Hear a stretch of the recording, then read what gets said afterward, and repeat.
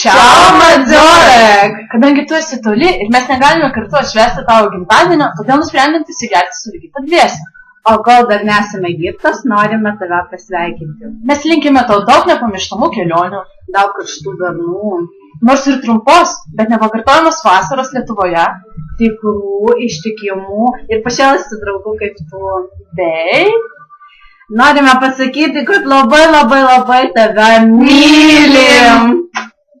Na va, kadangi tu esi labai supratinga draugė ir tikriausiai supratai, kad čia visi pasveikinimai, tai viskas užteks ir skambant tavo mylimiausiai dainai, mes pradedame švęsti. Gali pavydėti? O Dievas, kur jie?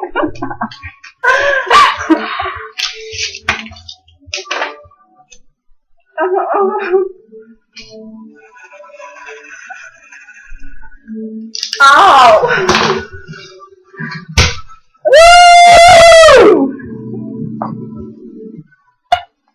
Oi.